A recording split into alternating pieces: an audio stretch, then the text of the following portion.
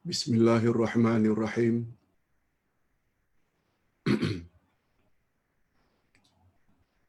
Alhamdulillah nahmaduhu wa nasta'inuhu wa nastaghfiruh. Wa na'udzu billahi min shururi anfusina wa min sayyiati a'malina. May yahdihillahu fala mudilla lahu wa may yudlil fala hadiya lahu. Asyhadu an la ilaha illallah wahdahu la syarika lah. Wa asyhadu anna Muhammadan abduhu wa rasuluh la nabiyya ba'dah. Allahumma salli wa sallim ala nabiyyina Muhammad wa ala alihi wa sahbihi ajma'in amma ba'd. Hadirin dan hadirat serta para pemirsa yang saya hormati, Assalamualaikum warahmatullahi wabarakatuh.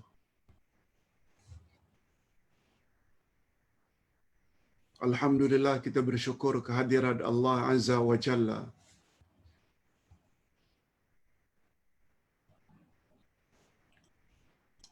Berkat taufiknya, kita dapat sekali lagi menambah ilmu pada pagi ini.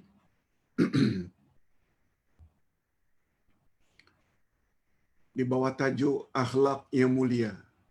Akhlak yang mulia, budi pekerti yang mulia.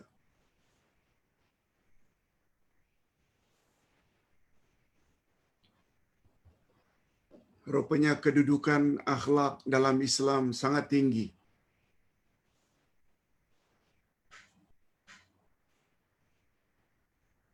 Tanpa menafikan ketinggian dan kedudukan tauhid, mengesahkan Allah, akhlak juga termasuk perkara yang sangat tinggi dalam pandangan Islam.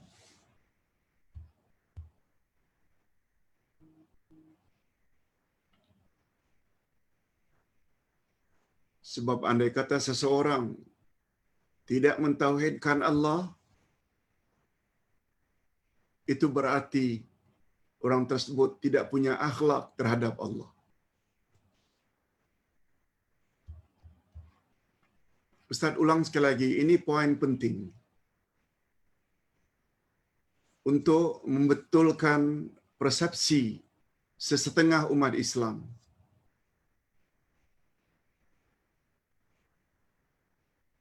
Untuk memperbetulkan anggapan sesetengah umat Islam.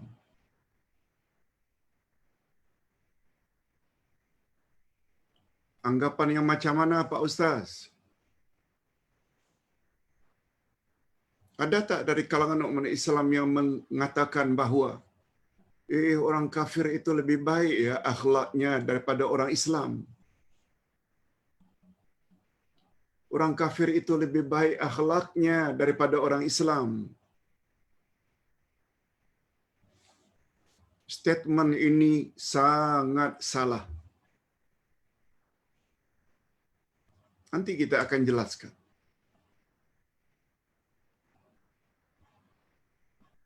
Baik macam manapun akhlak orang-orang kafir,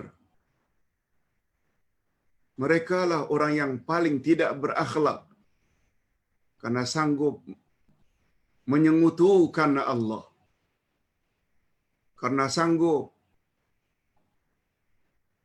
melakukan perkara yang sangat dibenci oleh Allah, iaitu syirik.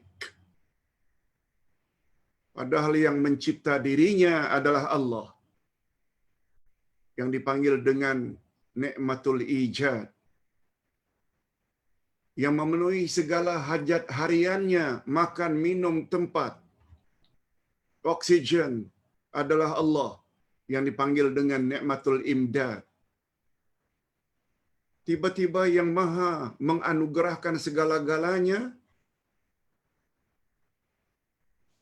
dia durhaka. Ustaz perlu sebut perkara ini awal-awal supaya perbetulkan persepsi. Orang Islam bagaimanapun buruk akhlaknya, kalau dia beriman pada Allah, dia beribadat hanya kepada Allah, dia mentauhidkan Allah, jauh lebih baik dari orang kafir. Walaupun mereka baik dengan ibu bapa, walaupun baik banyak menderma kepada mangsa tsunami dan gempa bumi, walau manisnya bila bercakap, kita tidak nafikan itu akhlak. Tetapi mereka telah buat sesuatu yang paling dimurkai oleh Allah, dan Allah berjanji syirik Allah tidak akan ampun dan tempatnya kekal abadi dalam neraka.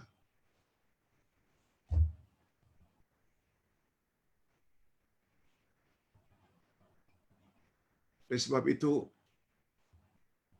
antara akhlak dengan tauhid, tauhid dengan akhlak sangat erat hubungannya. Okey. Cukup itu sebagai mukaddimah.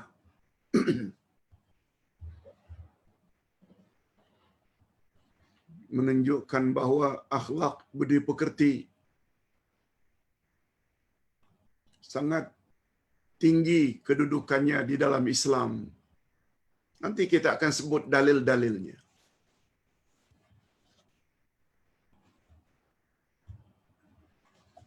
Akhlak mulia atau tingkah laku seseorang kepada pihak lain. Ustaz ulang. Akhlak mulia atau tingkah laku seseorang kepada pihak lain sangat penting dalam pandangan Islam. Segala kebaikan seseorang musnah jika tidak diikuti dengan akhlak yang mulia. Akhlak paling utama agar dijaga adalah akhlak kita kepada Allah, akhlak kita kepada Rasulullah, akhlak kita kepada ibu bapa, orang tua yang lebih tua umurnya, teman sebaya, kanak-kanak, juga akhlak kepada orang kafir. Malah akhlak juga dituntut terhadap binatang.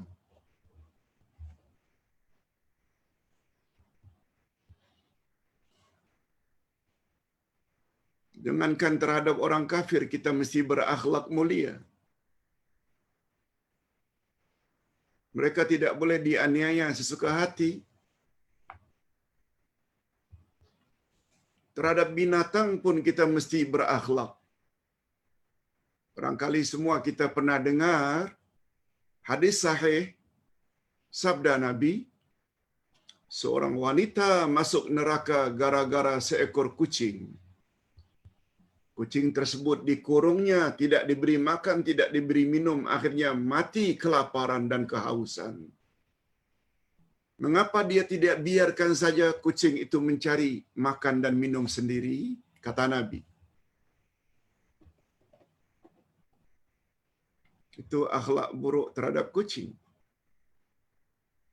Hadis yang lain, berakhlak mulia terhadap anjing yang sedang kehausan, yang dilihat oleh seorang penzina, pelacur, lalu timbul hibah hatinya, kasihan, lalu dia ambil air, lalu diberinya minum, sehingga anjing tersebut segar, kata Nabi, dia akan masuk syurga. Akhlak. Hanya saja sedikit kekeliruan. Dalam masyarakat kita, bila disebut akhlak, budi pekerti, hanya terbatas kepada sesama manusia. Kepada ibu bapa, kepada jiran tetangga, kepada orang tua.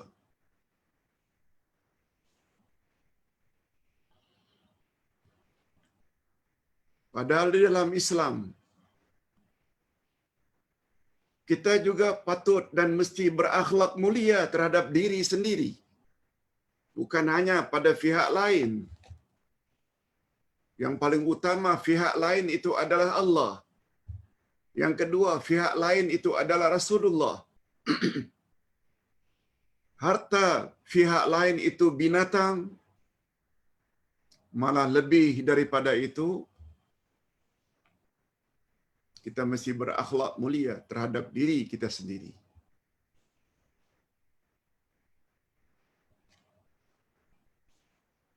Syekh Abu Bakar Jabir Al-Jazairi dalam kitabnya Minhajul Muslim, kata beliau,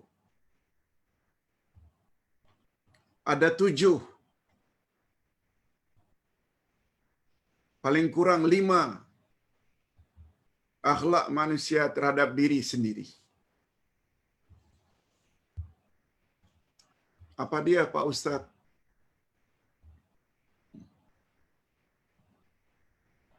Andai kata orang tersebut tidak buat 5 perkara ini, bermakna dia tidak berakhlak mulia terhadap dirinya sendiri. Ustaz buat contoh 1 saja.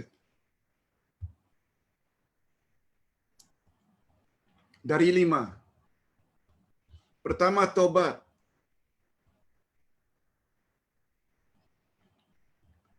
Kemudian yang kedua, muhasabah diri. Introspeksi, reevaluasi. Yang ketiga, muraqabah. Senantiasa pantau gerak-gerik diri. Muraqabah, monitor.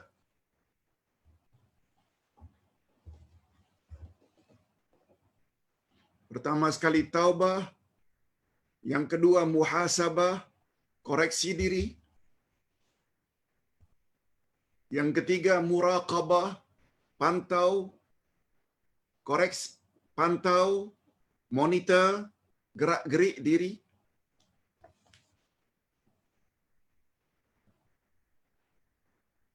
Yang keempat, mu'atabah. Tegur diri ini.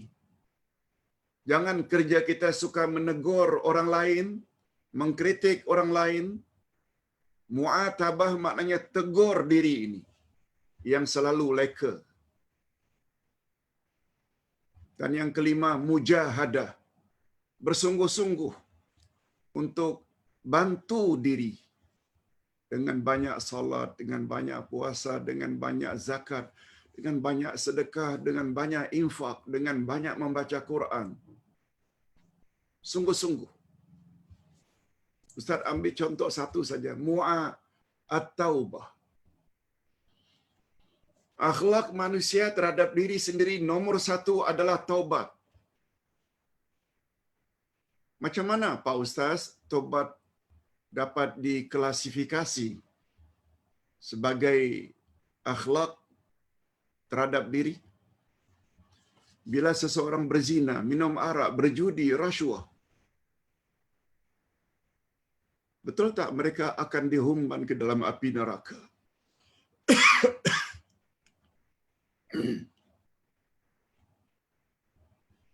Betul tak mereka bakal dihumban ke dalam api neraka? Tidak salat, tidak puasa, tidak tutup aurat di khalayak ramai. Berzina, minum arak, berjudi, meninggi suara pada mak bapak, durhaka. Bukankah itu semua dia akan rasa siksaannya adalah diri ini? Diri ini. Sekarang kita taubat. Kita taubat. Apa kata Nabi? Orang yang taubat dari dosa-dosanya bagaikan orang yang tak punya dosa langsung. Nah, itu dia peranan taubat. Taubat adalah adab terhadap diri sendiri nomor 1. Baik, kita tidak bahas bab itu. Sekedar hendak memahami atau menjelaskan makna akhlak. Akhlak bukan saja kepada ibu bapa, kepada guru, kepada murid, kepada tetangga, kepada Banyak orang lupa akhlak yang paling utama adalah akhlak terhadap Allah, akhlak terhadap Rasul, yang karenanya kita ini akan selamat dunia akhirat.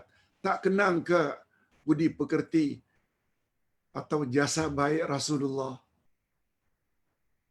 Juga banyak yang terlepas pandang. Bila nampak anjing, mesti pegang batu, mesti pegang kayu untuk dipukul. Akhlak terhadap binatang. Nah, lebih daripada itu, sungguh banyak yang terlepas pandang. Kita juga mesti berakhlak kepada diri sendiri. Okey, kita berpindah kepada dalil. Berpindah kepada dalil. Ingat ya, urutannya ini wasiat yang keempat. Kalau Ustaz tidak salah, kita susun berdasarkan prioriti, keutamaan. Pertama sekali, Islam agama yang hak. Yang kedua, murnikan tauhidmu terhadap Allah. Tauhid. Yang ketiga, beribadat hanya kepada Allah. Sebab ini matlamat kita dicipta oleh Allah. Masuk yang keempat, akhlak. Adanya perintah agar berakhlak mulia kepada Allah dan Rasul.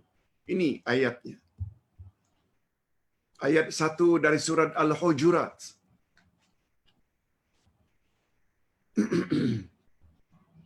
A'udzu billahi minasyaitonir rajim. Bismillahirrahmanirrahim. Ya ayyuhalladzina amanu la tuqaddimu baina yadayillahi wa rasulih wattaqullah innallaha sami'un alim.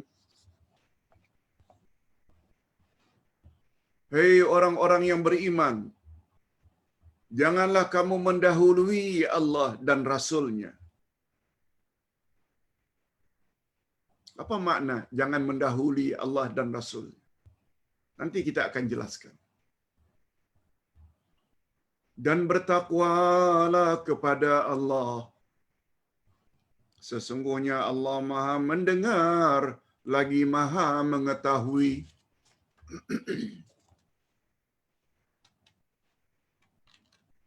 Untuk pengetahuan hadirin dan hadirat,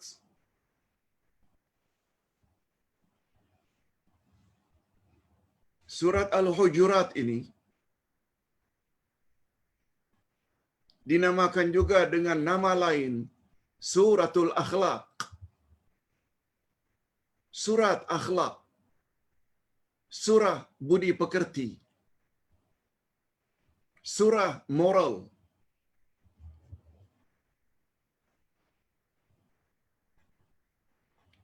Sebab ayatnya ada 18. Seluruh ayat satu demi satu hingga 18 semuanya mengandung unsur-unsur akhlak. Akhlak terhadap Allah, akhlak terhadap Rasul, akhlak sama orang beriman, akhlak terhadap orang-orang kafir, akhlak 18 ayat semuanya menyangkut masalah akhlak. Jangan kamu buruk sangka terhadap orang lain, jangan kamu mengumpat, jangan kamu mencaci. Semua ada dalam surat Al-Hujurat. Memang kita lihat indeks Al-Quran, tak ada suratul akhlak, tak ada.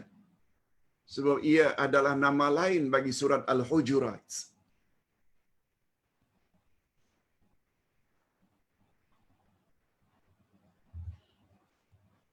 Lebih-lebih lagi pada ayat 13 surat Al-Hujurat.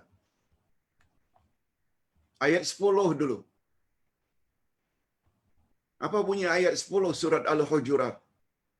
Innamal mu'minuna ikhwah fa aslihu baina akhawaykum. Sesungguhnya orang beriman itu adalah bersaudara. Oleh sebab itu, damaikanlah mana-mana sesama orang Islam yang bertelingkah. Wattaqullah, dan bertakwalah pada Allah. Yang mengandung unsur akhlak.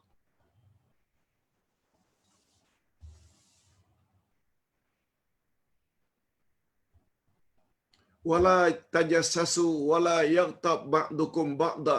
Jangan kamu saling mengintip atau mengintip kesalahan orang lain, dan jangan kamu berburuk sangka, jangan kamu mengumpat. Dan pada ayat yang ke-15 13 apa kata Allah? Sekalian manusia, aku jadikan kamu dari laki-laki dan wanita, bersuku-suku, berbangsa-bangsa, agar kamu saling kenal mengenali. Sesungguhnya orang yang paling mulia di antara kamu adalah orang yang paling bertakwa kepada Allah. Jadi takwa adalah kemuncak akhlak yang mulia. Kemuncak akhlak yang mulia. Sebab menurut Sayyidina Ali, makna takwa, buat suruhan Allah, jauhi larangan Allah. Dengan kata lain, taat kepada Allah. Dan untuk mencapai derajat takwa, mustahil, impossible. Andai kata Quran tidak dijadikan sebagai pedoman. Atas sebab itu, hikmahnya, mengapa awal-awal Quran Allah dah sebut hakikat tersebut. Zalikal kitabu la raiba fi hudal lil muttaqin. Inilah kitab Al-Quran, tidak ada sedikit pun keraguan di dalamnya, pedoman bagi orang yang bertakwa. Lalu ingin jadi orang yang bertakwa, tapi Quran tak mau difahami. Macam mana Quran dijadikan pedoman kalau kandungannya tidak difahami? Coba lihat. Baru satu ayat saja, surat Al-Hujurat. Sudah mengandung perintah. Berakhlaklah kepada Allah, berakhlaklah kepada Rasul. Cuma Allah tak gunakan istilah itu. Jangan kamu mendahului Allah, jangan kamu mendahului Rasul. Maknanya, jangan kamu bangkang Allah, jangan kamu bangkang Rasul. Itu maksudnya. Okey, kita tambah dengan hadis Nabi. Coba tengok. Apa matlamat utama baginda Rasul diutus oleh Allah Subhanahu wa taala? Kita baca. Hadis sahih riwayat Imam Ahmad. An Abi Hurairah radhiyallahu anhu qala qala Rasulullah sallallahu alaihi wasallam innama bu'ithu liutammima salihal akhlaq. Dalam riwayat yang lain, wa fi riwayatin makarimal akhlaq. Daripada Abu Hurairah radhiyallahu anhu katanya, Rasulullah bersabda, sesungguhnya tujuan utama aku diutus adalah untuk menyempurnakan kebaikan akhlak, dan dalam riwayat yang lain untuk kemuliaan akhlak. Kalau kita tahu kaedah bahasa Arab, penggunaan innama ini, innama tak akan digunakan kalau tidak menunjukkan perkara itu sangat mustahab. Hanya saja, itu maksudnya. Tujuan aku diutus oleh Allah hanya saja untuk memperbaiki akhlak umat. Itu sebabnya awal-awal Ustaz sebutkan tadi. Tauhid, mengesahkan Allah tanpa menyekutukannya. Itulah dia akhlak nomor satu. Itu sebabnya setelah kita sebut memurnikan tauhid, beribadat hanya pada Allah, tidak kepada yang lain, langsung kita masuk bab akhlak. Sebab akhlak yang nomor satu adalah akhlak kita kepada Allah Subhanahu wa taala. Coba silakan bandingkan. Ibu bapa yang telah menjadi penyebab kita zahir di atas muka bumi. Ibu bapa yang banyak memberi pengorbanan, memberi kita makan, minum, pakaian, tempat. ilmu pengetahuan. Bila dah besar, kita tidak patuh pada mak bapak. Betul tak itu dinamakan anak kurang ajar? Betul tak itu dinamakan anak tidak beradab, kurang adab? Padahal jasa mak bapak tak seberapa bila dibanding dengan jasa Allah. Kalau boleh kita gunakan istilah itu. Kita zahir di atas muka bumi ini, bukan mak bapak yang cipta kita. Allah, pencipta hakiki. Yang kita dapat makan, minum, tempat, pakaian, pendidikan. Bukan mak bapak. Mereka hanya penyalur saja rezeki yang Allah telah berikan. Yang memberi segala keperluan kita. Sebenarnya Allah. Itu sebabnya nikmat terbagi dua. Nikmatul ijad, nikmat mengadakan yang dari tidak ada menjadi ada adalah Allah, bukan mak bapak. Mak bapak penyebab saja. Kita makan, minum, ada tempat, ada pakaian, dapat oksigen. Bukan mak bapak bagi. Bila terhadap mak bapak saja tidak berakhlak mulia, kita dikatakan anak tidak beradab, bukankah lagi-lagi tidak beradab kalau tidak dikenang jasa, tidak patuh kepada yang maha pemberi, yang maha pencipta. Fikirkan macam itu saja dah cukup dah. Membuat kita faham betapa adab kita sangat dituntut terhadap Allah. Yang kedua, terhadap Rasulullah sallallahu alaihi wasallam. Okey, kita teruskan dengan pencerahan. Ini yang mustahak. Pencerahan boleh jugalah diartikan dengan tafsiran atau syarahan atau dengan bahasa mudahnya terjemah maknawiyah. Akhlak selain diartikan dengan budi pekerti, tingkah laku, sikap seseorang. Kedudukan akhlak dalam Islam sangat tinggi. Itu sebabnya Nabi gunakan istilah, tidaklah aku diutus oleh Allah kecuali untuk memperbaiki akhlak manusia. Semua kita tahu tujuan utama para rasul diutus, menyuruh umat manusia agar beribadat hanya pada Allah. Dengan kata lain, mentauhidkan Allah. Itu dia akhlak nomor satu. Itu sebabnya Ustaz ulang sekali lagi, adalah persepsi anggapan yang sangat salah. Bila ada di kalangan kita mengatakan, orang kafir lebih baiklah. Karena kebencian kita kepada sesama Muslim yang barangkali buat beberapa dosa, sampai ada di kalangan jemaah mengatakan, jadi pemimpin orang kafir lagi bagus setelah kita angkat orang kafir. No. Orang tak faham agama yang punya prinsip macam itu. Kafirlah orang yang paling tidak berakhlak. Coba lihat apa yang mereka lakukan ketika sedang memerintah hanya 22 bulan. Islam diperlekeh. Institusi diraja diperlekeh. Agama Islam, agama resmi mula dipertikaikan. Lalu kita katakan orang kafirlah lebih baik memimpin negara? No. Itu adalah sikap orang yang tak faham agama. Orang kafirlah orang yang paling tidak berakhlak di mata Tuhan, ya, di mata Tuhan. Walaupun di mata setengah-setengah orang kita, dia baik betul, lembut cakapnya, dia amanah, dia tidak rasuah. Yes. Tapi mengukur akhlak bukan dari sudut itu. Bukan dari sudut itu. Salah. Kita mesti pastikan yang berkuasa di tanah air kita orang Islam. Hadirin dan hadirat rahimakumullah. Jangan ta'assub dan fanatik membuta tuli.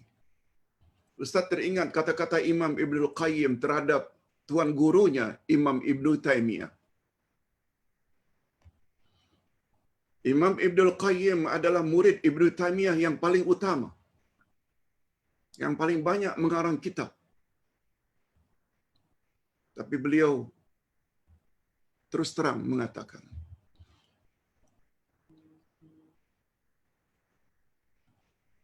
Uhibbu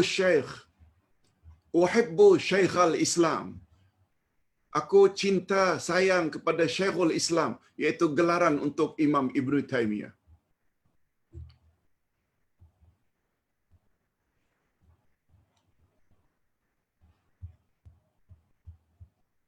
Uhibbu syaikhi. Aku sayang kepada syekhku, tuan guruku.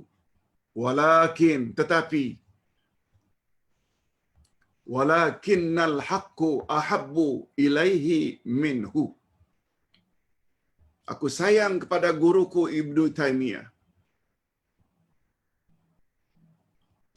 Tetapi terhadap kebenaran aku lebih sayangi daripada menyayangi beliau. Aku sayang pada Ibnu Taimiyah. Tetapi sayangku kepada kebenaran melebihi daripada sayangku kepada tuan syekhku.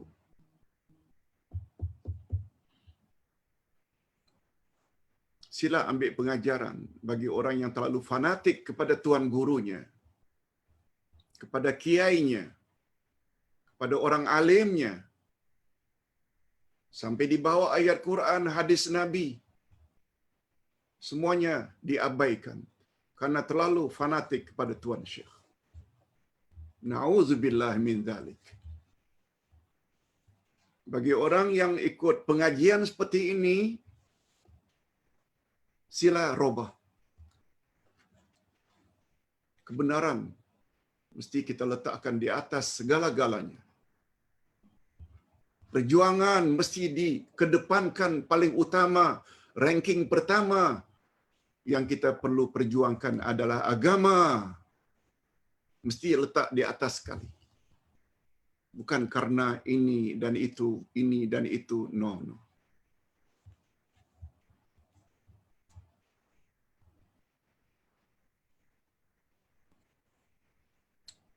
Hadirin dan hadirat,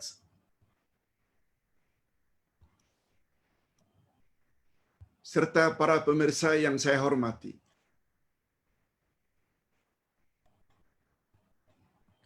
Ustaz sangat terkesan dengan ceramah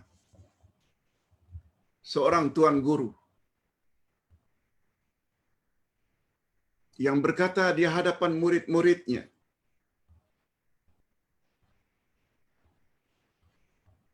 bahasa kita, tuan-tuan, puan-puan,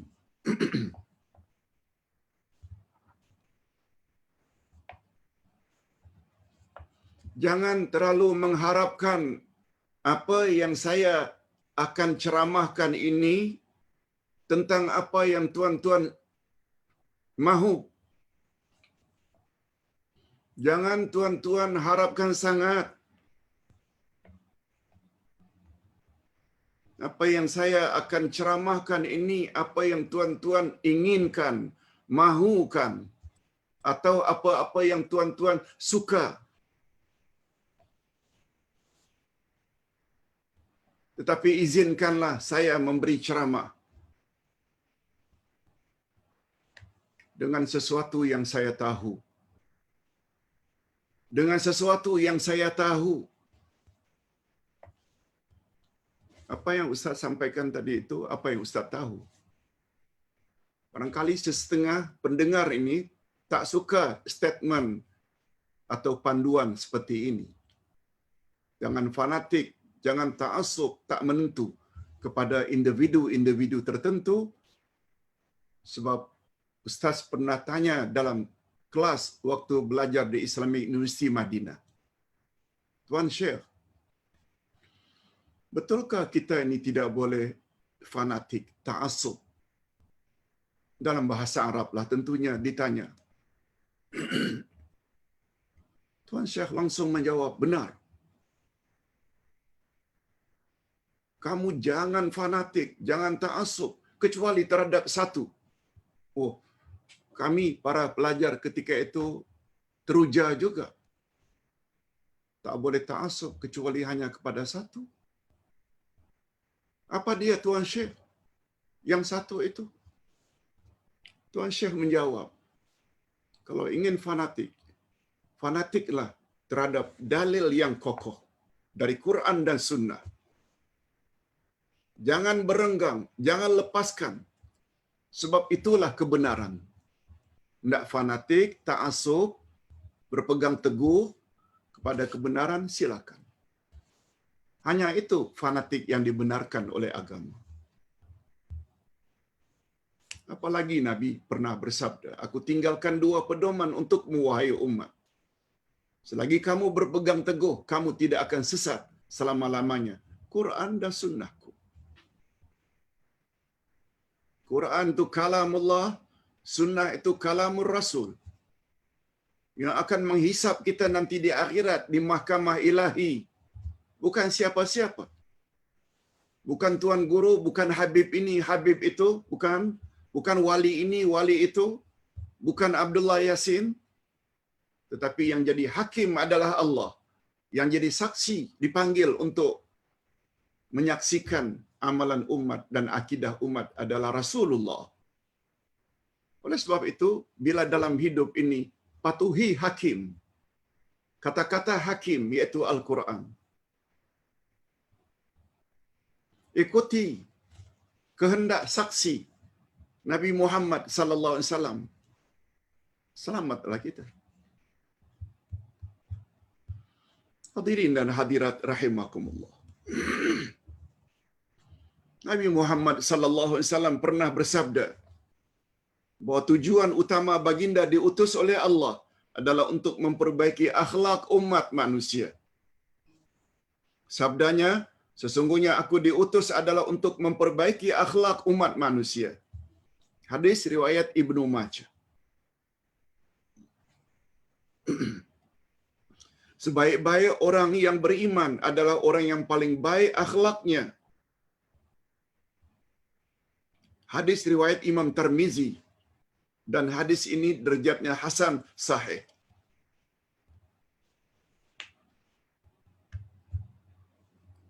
Jadi hadis tentang innama bu'istu liutammima makarimal akhlaq ini banyak ya riwayatnya.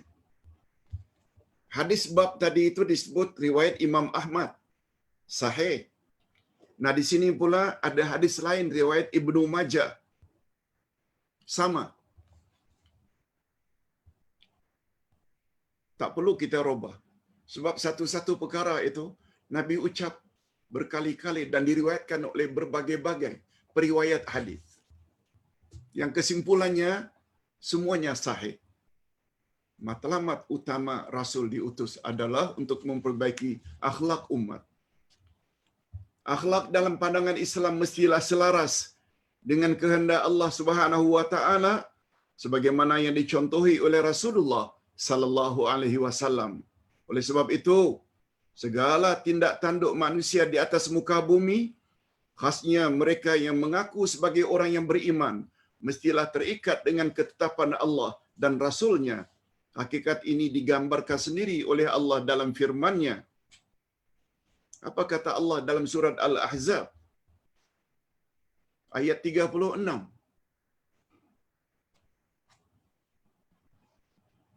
Dan tidaklah patut bagi laki-laki mukmin dan tidak juga patut bagi perempuan yang mukminah. Wa ma kana lil mu'minin wala mu'minatin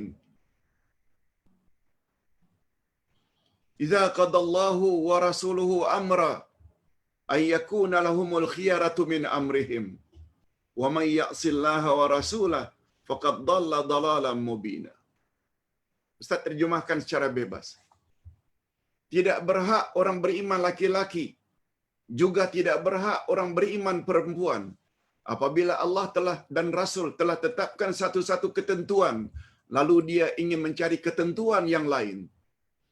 Barang siapa yang berbuat demikian, siapa yang durhaka terhadap Allah dan Rasul-Nya, maknanya tidak ikut ketentuan hukum Allah dan Rasul, maka terjerumuslah ia ke dalam kesesatan yang nyata. Ayat ini memberi satu gambaran. Ayat ini menegaskan bahawa orang beriman tidak ada pilihan dalam hidupnya kecuali mengikuti pilihan Allah dan Rasul-Nya. Dan siapa yang tidak berbuat demikian, maka ia bermakna telah terjerumus di dalam kesesatan yang nyata. Ustaz ulas sedikit.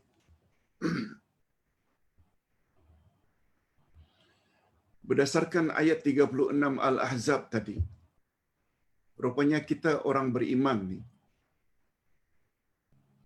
laki-laki atau perempuan, tidak ada hak untuk buat sesuatu yang bercanggah dan kehendak Allah dan Rasul.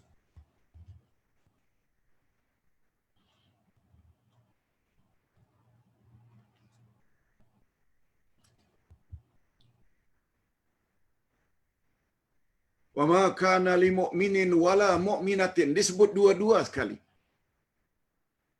Tidak patut orang beriman laki-laki, tidak patut orang beriman wanita. Idza qadallahu wa rasuluhu amra, apabila Allah telah tetapkan satu-satu hukum, ay yakuna lahumul khiyaratu min amrihim, lalu mereka ingin pilih hukum yang lain. Tidak ada hak. Bila Allah suruh salat, aqimus salat, Nabi telah tetapkan salat yang wajib itu 5 kali sehari semalam, zuhur, asar, maghrib, isyak, subuh.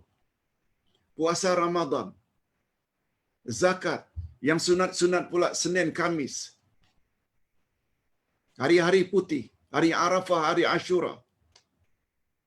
Ada salat witir, tahajud, witir, duha, rawatib. Cuma ada yang wajib, ada yang sunat.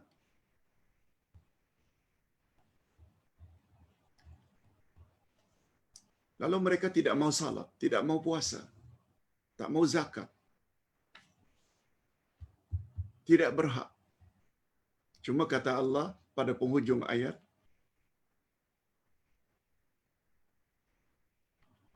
amaran yang sangat keras, wa may ya'sillaha wa rasulah, siapa yang berbuat maksiat terhadap Allah dan Rasul, maknanya tidak mau patuh.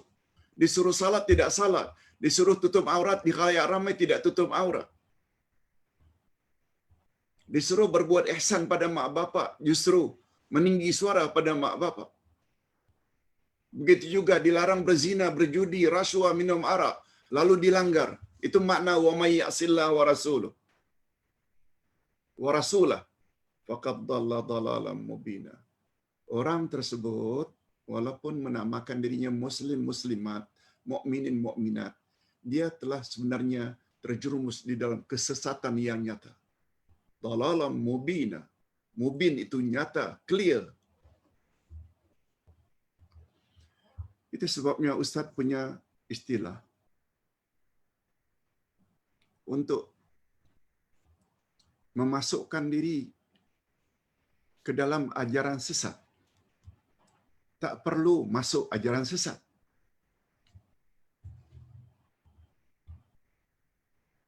Tak perlu masuk Syiah. Tak perlu masuk ajaran Ayah Pin. Tak perlu masuk Islam Melayu. Tak perlu masuk Arqam. Tak perlu. Kalau ingin menjadi orang yang berada di dalam kesesatan yang nyata, tak perlu masuk ajaran sesat. Cukup saja mengaku Islam, tapi ketetapan Allah dan Rasul tak dipedulikan. Sesat dah tu. Bukan ustaz yang cakap, Allah yang cakap. Lihat ayat 36 dari surat Al-Ahzab yang baru kita baca. Ini yang ustaz selalu sangat sebut. Bahaya bila tidak faham Al-Quran.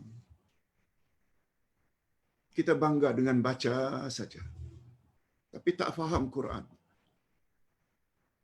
Tak dikira, tak disangka, dalam pandangan Allah kita dah sesat. Na'udzubillah min dzalik. Okey, kita teruskan. Di dalam Al-Quran terdapat satu surah. Nah ini dia. Di dalam Al-Quran terdapat satu surah yang dipanggil dengan surat Al-Akhlaq. Suratul Akhlaq. Ia adalah nama lain bagi surat Al-Hujurat. Semua 18 ayat dalam surat ini mengandungi unsur akhlak. Mengandungi unsur akhlak. Yang paling menarik, surah ini diawali dengan akhlak terhadap Allah. Akhlak terhadap Rasulnya. Hakikat ini terkandung. Maaf, bukan tercandung ya. Ada salah huruf, bukan si, tapi ke. Hakikat ini terkandung pada ayat pertama surat Al-Hujurat. Iaitu akhlak kita kepada Allah dan Rasul. Ustaz ulang sekali lagi ayat 1 surat Al-Hujurat. Ya ayyuhallazina amanu la tuqaddimu baina yadayillahi wa rasulih. Hei orang-orang yang beriman, janganlah kamu mendahului Allah dan Rasul. Apa makna jangan mendahului Allah dan Rasul? Dalam ayat ini, orang beriman dilarang mendahului Allah dan Rasulnya. Maksudnya, orang yang beriman dilarang keras bertindak atau bersikap menentang Allah dan Rasulnya. Itu maksudnya. Ustaz kira dalam bahasa harian kita pun kita ada sebut perkara ini. Sebagai contoh,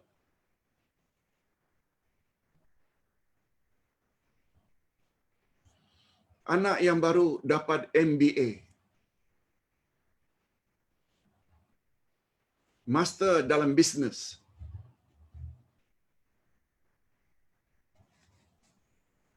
MBA, balik dari luar negara dengan membawa syahadah MBA, Master atau PhD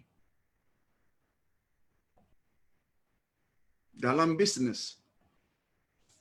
Balik-balik minta kepada ayah, ayah, bagi modal 500,000 ayah.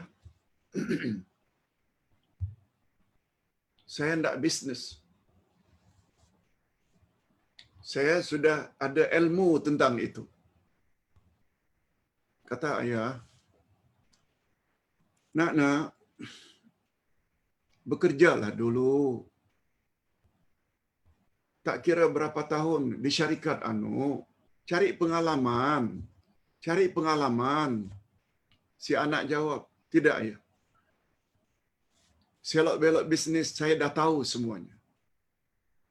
Betul? Secara teori. Ayah menasihati, carilah pengalaman agak 3 tahun nak. Sebab pengalaman itu adalah the best teacher. Guru yang paling baik adalah pengalaman. Experience is the best teacher. Pengalaman itu adalah guru yang paling baik. Tidak ayah. Okey, karena anaknya sudah punya keyakinan seperti itu, orang tua pun berusahalah cari modal 500,000. Tidak berjalan lama, baru 6 bulan, dah merudum, dah bankrupt. Apa kata ayah? Itulah. Lain kali, jangan mendahului orang tua. Orang tua ni dah banyak pengalaman. Jangan, istilahnya jangan mendahului, inilah yang dimaksudkan. Jangan bangkang cakap orang tua yang dah berpuluh-puluh tahun berpengalaman berniaga. Awak baru keluar universiti, hanya mengetahui secara teori, langsung ndak berniaga tanpa pengalaman. Ustaz hanya ndak sebut di sini istilah Lain kali jangan mendahului orang tua. Jangan jadi orang yang tak dengar cakap. Macam itulah bahasa kasarnya. Jadi ayat yang pertama surat Al-Hujurat, orang-orang beriman, jangan kamu jadi orang yang tak mau dengar cakap Allah dan cakap Rasul. Yes. Itu maksud sebenar. Jangan menentang Allah, jangan menentang Rasul. Jangan buat tindakan-tindakan yang bercanggah dengan kehendak Allah dan kehendak Rasul. Semuanya itu termasuk ayat yang pertama. Lihat. Surat Akhlaq yang terdiri dari 18 ayat. Ayat yang pertama sekali disebut tentang mesti berakhlak kepada Allah dan Rasul. Apa maknanya? Apa maknanya? Dalam ilmu tafsir, bila sesuatu itu disebut jolong-jolong, pertama-tama ia membawa makna, itulah yang perlu kita beri priority, keutamaan. Allahu Akbar. Sungguh banyak dari kalangan umat Islam yang tidak memahami makna ayat ini. Sehingga kalau ditanya pun, ada tak dalam Al-Quran suratul Akhlaq? Mana ada? Karena tak belajar. Tak suka mendengar.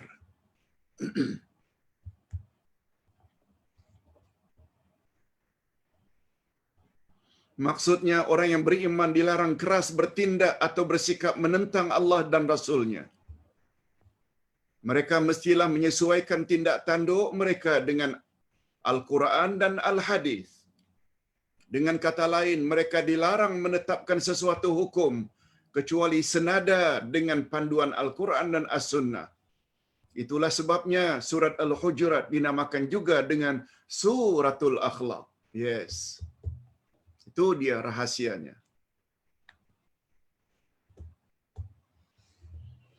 Sebelum Ustaz sebut apa yang disebut oleh pakar matematik tentang akhlak, Ustaz hendak buat sedikit perbandingan.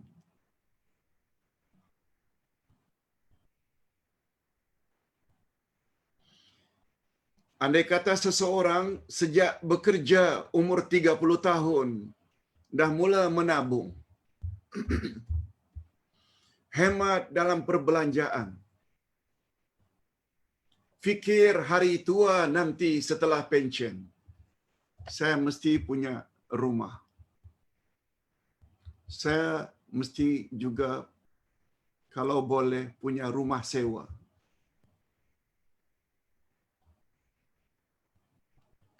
Saya juga kalau memungkinkan punya dusun atau kebun. Alhamdulillah terlaksana. Umur 58 atau 60 pensiun, kata orang seberang. Dia tidak bekerja lagi selain dapat duit pensiun. Dia ada rumah, dia ada kereta, dia ada dusun. Dia ada rumah sewa.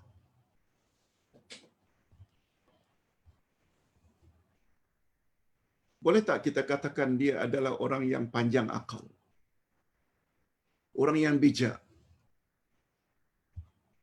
Yes.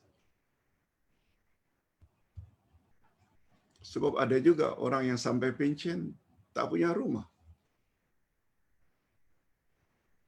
Terus menyewa. Karena barangkali tak fikir. Mengapa kita katakan orang ini orang yang bijak dan panjang akal? Karena dia fikir tentang future.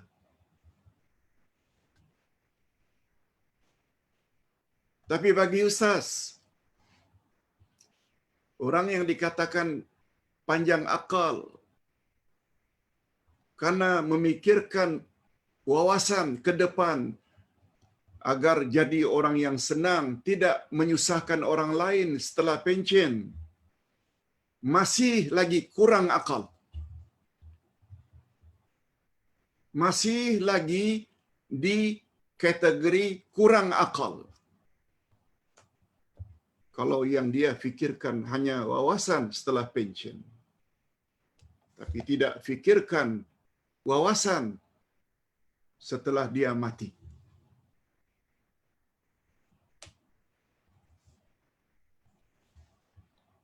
Orang yang panjang akal yang sebenarnya ialah sebagaimana yang disebut oleh Nabi sallallahu alaihi wasallam, dan semua yang Nabi sebut adalah benar belaka sebab ucapan Nabi adalah wahyu. Ucapan Nabi adalah wahyu.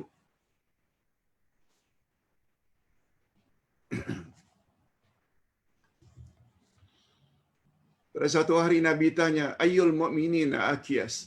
Tahukah kamu orang beriman manakah yang paling bijak, yang panjang akal? Para sahabat secara sopan menjawab, "Allahu wa rasuluhu a'lam."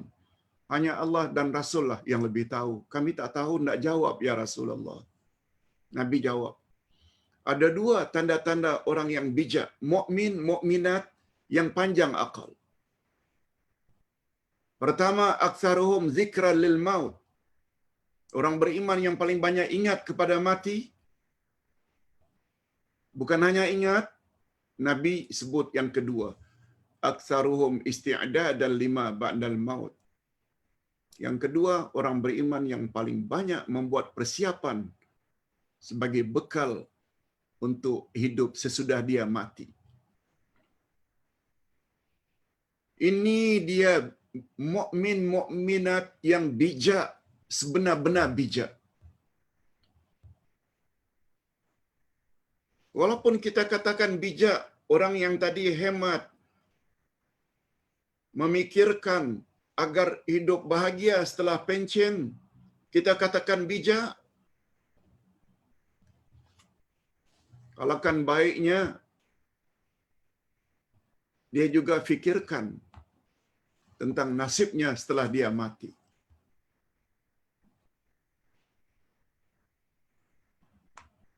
Itu sebabnya perbandingan yang lain. Orang yang bijak bukan hanya memikirkan nanti apabila pensiun punya rumah, punya dusun, punya kereta, tapi dia juga mesti fikirkan setelah dia pensiun, dia ada income lain selain daripada gaji. Income lain selain daripada gajinya, yang tentu saja relatif kecil berbanding ketika dia bekerja. Barangkali yang 5,000, pensiunnya jadi 3,000 atau 2,500. Orang yang bijak, dia juga fikir, saya mesti ada rumah sewa, saya mesti ada kebun yang saya tanam-tanam untuk side income. Orang yang bijak hakiki macam itu juga. Selain dia beramal saleh, salat, puasa, zakat, haji, infak, wakaf, dia juga fikirkan apa ya yang dia boleh kolek nanti ganjaran, kesan dari usaha mereka di atas muka bumi dulu. Dia pastikan anak-anaknya semuanya anak-anak yang saleh. Kalau boleh.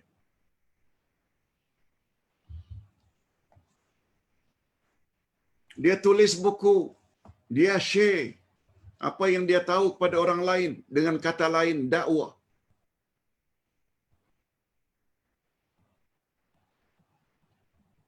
Dia bantu pembinaan masjid, rumah anak yatim.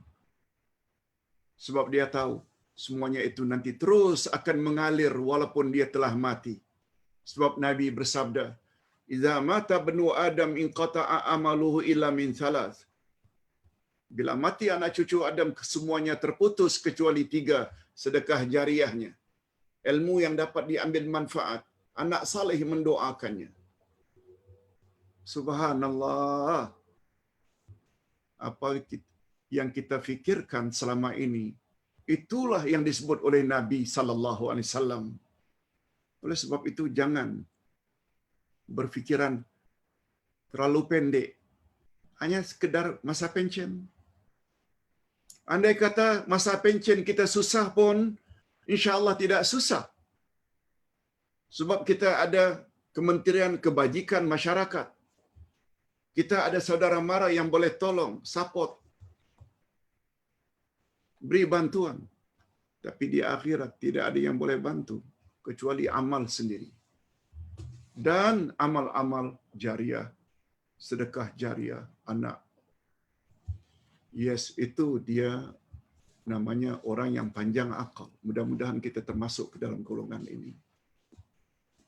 Nah, yang terakhir, pakar matematik dalam Islam.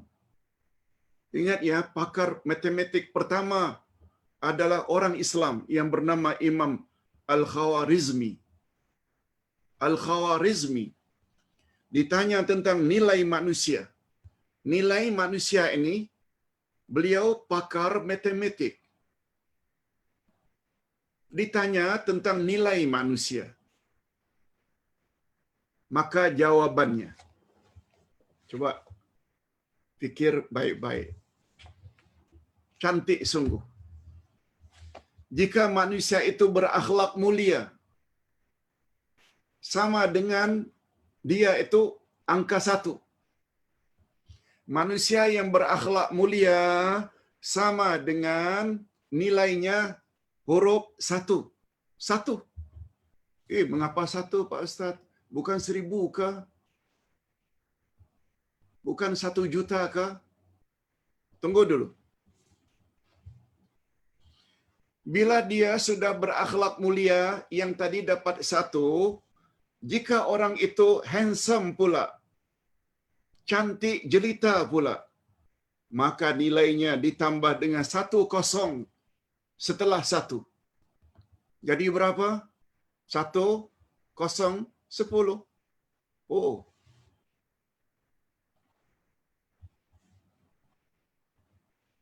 Akhlak mulia 1.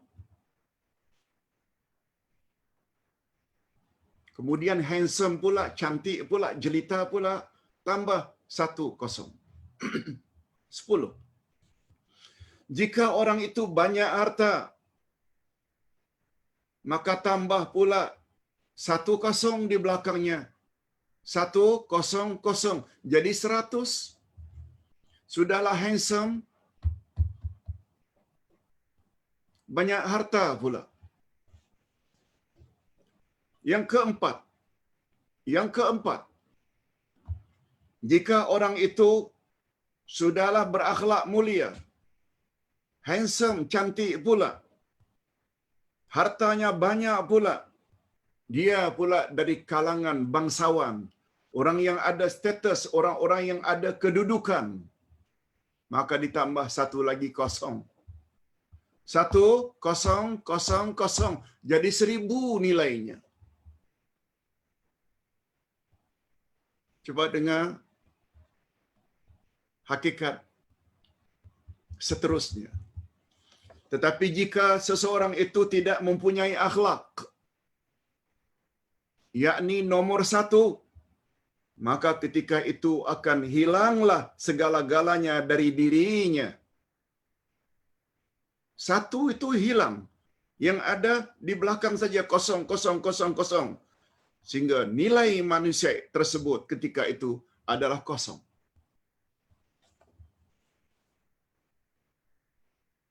Ustaz buat contoh. Contoh mudah.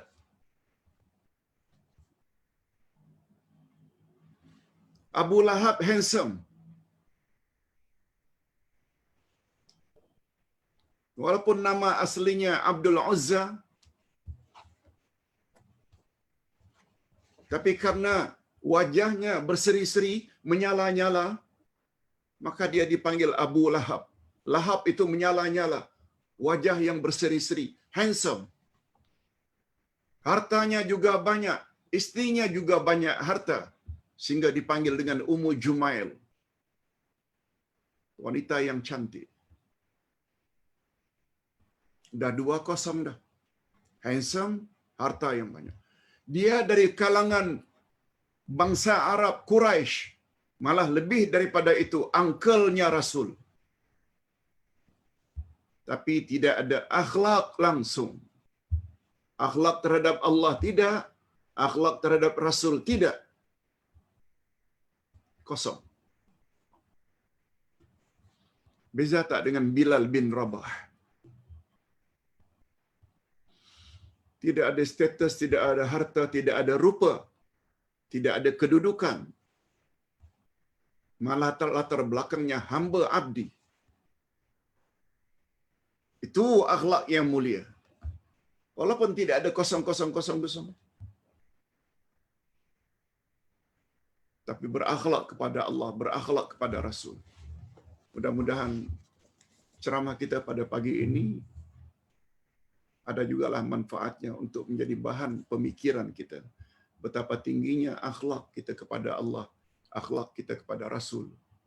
Rasul sallallahu alaihi wasallam adalah orang yang wajib kita jadikan sebagai role model dalam akhlak dari segala segi. Akhlak terhadap Allah, akhlak terhadap istri, akhlak terhadap jamaah. Allahu Akbar. Allahu Akbar. Tidak heran kalau Rasulullah sallallahu alaihi wasallam dijadikan sebagai contoh teladan. Sebab Allah menyebut di dalam surat Qaf bahawa Rasulullah itu fi khuluqin azim. La'ala khuluqin azim. Innahu la'ala khuluqin azim. Sesungguhnya dia Nabi Muhammad berada di atas akhlak yang agung. Itu sebabnya pada ayat 21 Al-Ahzab, apa kata Allah? Laqad kana lakum fi Rasulillahi uswatun hasanah. Pada diri Rasulullah itu bagimu terdapat contoh teladan yang terbaik. Tidak heran Rasulullah kita jadikan sebagai role model untuk kita ikuti. Khasnya dalam hal-hal untuk mendapat keredaan Allah. Nabi sendiri pernah menyebut tentang dirinya dalam hadis sahih. Apa dia, Pak Ustaz? Kita akhiri dengan hadis ini. Kata Nabi, "Addabani Rabbi fa ahsana ta'dibi." Yang mendidik aku adalah Tuhanku. Yang memberi aku ini adab adalah Tuhanku. Addabani Rabbi fa ahsana ta'dibi. Sungguh elok adab yang Allah tanamkan pada diriku. Itu sebabnya hikmahnya ayahnya meninggal ketika beliau baginda berada dalam perut ibunya Aminah baru 2 bulan. Baru umur 6 tahun ibunya meninggal dunia. Kedua ibu bapaknya ini meninggal sejak beliau dalam kandungan lagi atau sejak kecil. Apa di antara hikmahnya? Supaya baginda punya budi pekerti, akhlak, jangan terpengaruh dengan lingkungan. Supaya sepenuhnya biar Allah yang membentuk pribadi tersebut. Pribadi itulah yang mesti kita jadikan sebagai role model. Mudah-mudahan ceramah kita pada pagi ini ada manfaatnya, dan mohon maaf kalau apa yang Ustaz sampaikan tadi kurang berkenan, mungkin cara penyampaian Ustaz, tapi ingatlah semua yang Ustaz sebut itu ada asasnya dari Quran dan Sunnah. Ustaz ingin ulang lagi, izinkan Ustaz menyampaikan apa yang Ustaz tahu,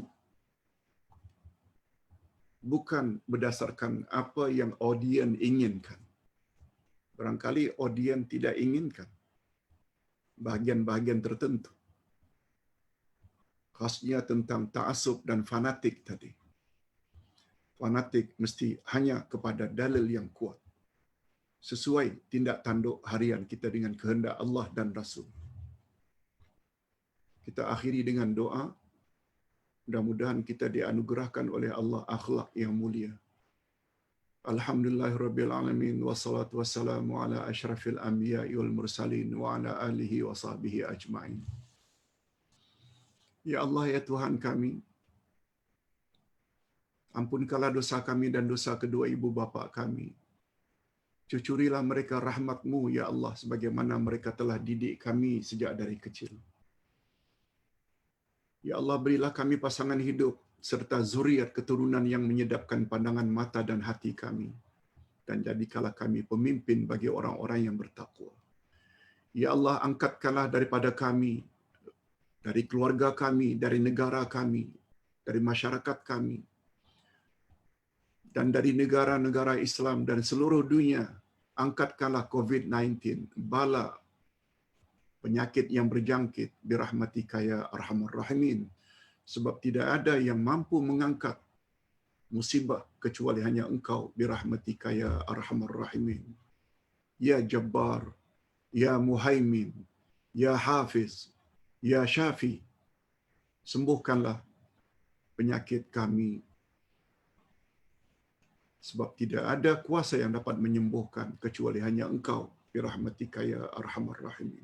Ya Allah, ya Tuhan kami, pada pagi ini kami dapat mendengar ceramah tentang akhlak yang mulia. Kami baru tahu, ya Allah, rupanya akhlak ini bukan hanya terhadap insan yang lain, bukan hanya terhadap sesama Muslim, juga terhadap orang kafir. Bukan hanya terhadap manusia, tapi juga terhadap binatang. Kami mesti berakhlak. Dan kami juga baru tahu pagi ini, ya Allah, rupanya akhlak yang paling utama yang kami perlu dahulukan dari segala-galanya ialah akhlak kami terhadap-Mu, ya Allah, dan akhlak kami terhadap Nabi Muhammad sallallahu alaihi wasallam. Ya Allah, doronglah kami untuk senantiasa menambah ilmu yang dengan demikian akan timbul rasa takut kami kepadamu. Tapi kami yakin bila kami dapat memiliki iman, mentauhidkan Engkau, beramal, beribadat sesuai dengan bimbingan Rasulullah sallallahu alaihi wasallam, Engkau berjanji akan membahagiakan kami di alam kubur lagi dan di alam akhirat, dan Engkau akan memasukkan kami ke dalam syurga. Malah kami memohon, ya Allah, jika Engkau memasukkan kami ke dalam syurga, masukkan jugalah anak-anak dan saudara mara kami, zuriat kami, pasangan kami, ibu bapa kami ke dalam syurga yang sama. Ya Allah, ya Tuhan kami, hanya kepada Engkau kami mengharap. Wabillahi wa sallallahu ala nabiyyina Muhammad wa ala alihi wa sahbihi ajma'in walhamdulillahi rabbil alamin. Subhanakallahumma wa bihamdik asyhadu an la ilaha illa anta